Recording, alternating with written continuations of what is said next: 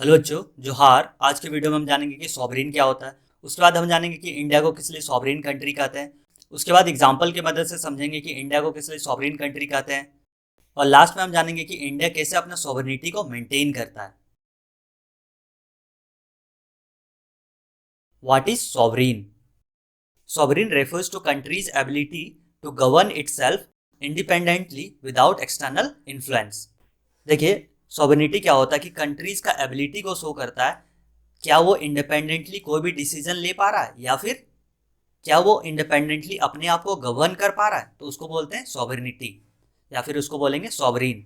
तो आप समझ गए होंगे कि डेफिनेशन के मदद से कि सॉवरीन क्या होता है। अब हम जानेंगे कि आखिर इंडिया को किस लिए सॉवरीन कंट्री कहते हैं। इंडिया को सॉवरीन कंट्री किस लिए कहते हैं? क्योंकि इंडिया के पास फुल ऑथोरिटी है, मीन्स वो अपने हित के लिए कोई भी डिसीजन इंडिपेंडेंटली ले सकती है ओवर इट्स टेरिटरी गवर्नमेंट, और कोई भी डिसीजन इंडिपेंडेंटली ले सकती है विदाउट एक्सटर्नल इन्फ्लुएंस। मीन्स कोई बाहर से कोई अथॉरिटी डिक्टेट नहीं कर सकता है कि आप इस तरह का डिसीजन लीजिए। वो इंडिपेंडेंटली डिसाइड करेगा इंडिया खुद से कि क्या हमारा डिसीजन होगा, हमारा किस तरह का फॉरेन अफेयर्स का पॉलिसीज होगा, वो इंडिपेंडेंटली डिसाइड करता है। उसीलिए हम लोग इंडिया को सॉवरेन कंट्री कहते हैं।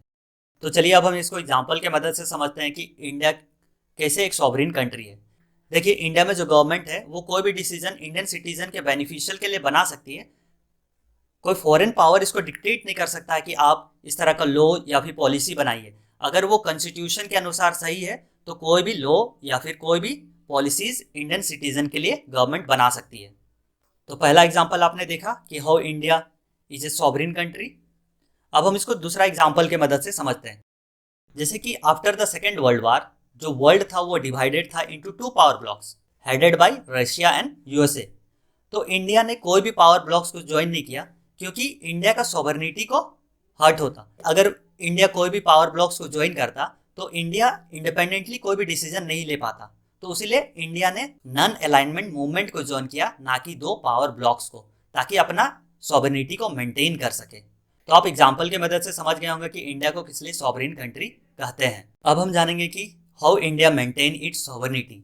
देखिए, इंडिया जो है अपना सॉवरेनिटी मेंटेन करता है क्योंकि इसके पास अपना कॉन्स्टिट्यूशन है, गवर्नमेंट है, लीगल सिस्टम है, और इंडिया के पास अथॉरिटी है कि वो डोमेस्टिक और फॉरेन अफेयर्स में कोई भी इंडिपेंडेंटली कोई भी डिसीजन ले सके। उसी के मदद से वो अपना सॉवरेनिटी को मेंटेन करता है।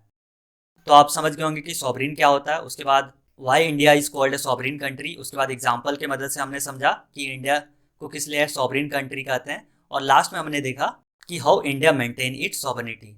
अगर इस वीडियो से रिलेटेड कोई भी डाउट होगा तो आप कमेंट सेक्शन में मेंशन कर सकते हैं। अगर आज का वीडियो पसंद आया, do like share subscribe to our channel for more important videos. Thank you.